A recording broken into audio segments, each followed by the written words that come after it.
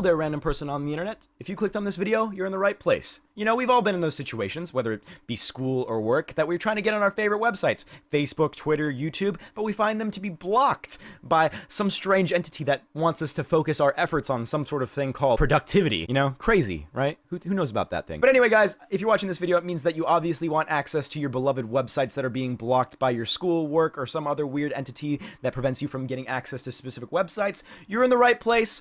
Don't worry, we're going to teach you how to do this very simply. All right, guys, the first thing that you need in order to do this tutorial is access to an internet connection that is uncensored. Which means if you're watching this video at school or at work and you are blocked on an internet connection, wait until you get home and you have access to all the websites that you want before continuing on with this tutorial. All right, the second thing that you're going to need in order to do this tutorial is some sort of removable flash device that allows you to save items to it, aka a flash drive or an SD card. Pretty simple to get. You know, they cost anywhere from like $1 to like $1 million depending on storage space. Just go pick one up at your local 99-cent store. And the third thing that you're going to need in order to do this is the ability to follow basic instructions and watch a video over and over again if you don't understand.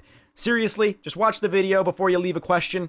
Probably answers all your questions. Keep watching before you ask me a question in the comments, especially if it's a question someone else has already asked. Okay, now that I got the requirements out of the way, it's going to be very, very simple on how to do this thing. So what you want to do is you're going to want to go ahead and click the link that I put in the description, which is actually right over here. It'll take you to this page that'll look something like this. It might change in the future, but this is how it looks like right now.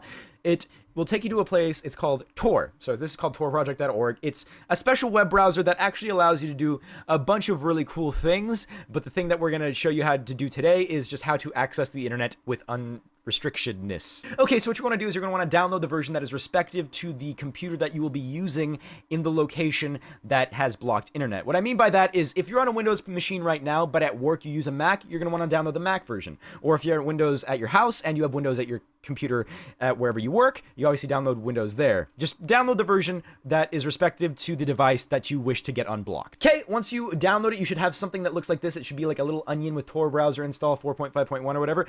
It should actually probably be a different number by the time you watch this video, unless you watch it like right when it comes out, because obviously this is a web browser. It has updates to it. It won't be the exact same thing, but don't worry, guys. I'll make sure to have the link to the most updated version for you guys in the description always. Okay, so what you want to do is you're going to go ahead and double click on this exe file and you're going to hit run when this little bit comes up, unless it doesn't come up for some reason. Then you're going to go here, hit OK when you go to English, unless you speak some sort of other language, you pick a different language. This is where things get a little bit different. So since you have your flash drive plugged into your computer at this point, or at least you should be at this point, you hit the browse location and then you go to your computer section and then you find whatever flash drive you have. So like, let's say, systems reserved, if that's your flash drive, you click on that. It'll have a different name. I just named mine a Tor and it's device K. Make sure you pick the right one. You hit OK and then you hit install. So that's actually literally all you have to do.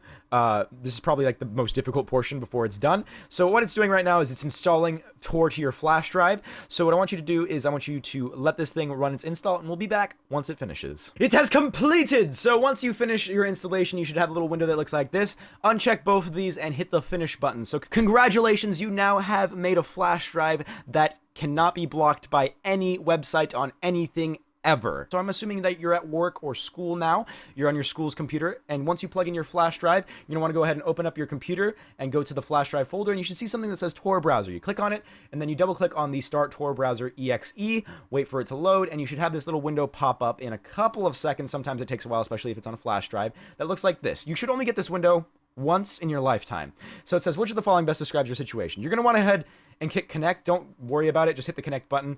And then you should have this little thing that comes up. It says loading Tor status, and it should go through all of this. It depends on, sometimes like it takes a long time. Sometimes it doesn't take a long time because the Tor circuit is a little weird. You don't need to worry about it. Just know that it loads. And now you are free to browse the internet however you so please. This web browser functions much like Firefox does. In fact, it's actually modeled off of Firefox. It's a modified version of Firefox. So you guys can go on whatever website you want, whether it be Facebook, Twitter, YouTube, all that sort of stuff. I'm going to go ahead and just go on YouTube right now and show you guys how it does. The only downside with a Tor browser is the fact of the connection speed to specific websites. What that means is that, obviously you're always going to have a better time connecting to your favorite websites on a web browser like Google Chrome or real Firefox, because obviously this special browser goes through a series of weird nodes in order to connect you to the website. website without your ISP or your work or your school knowing that you're actually on these websites. So, while it is slow, it's functional, and that's pretty much it, guys. Thank you so much for watching this video. Hope you guys learned something from it. If you have any questions, please leave a comment. I'll try my best to answer all of them. I will also make sure that you have the latest version of Tor in the description. Anyway, guys, I hope you have a fun time browsing websites you're not supposed to. Don't get into trouble. I'll see you guys next time. Bye!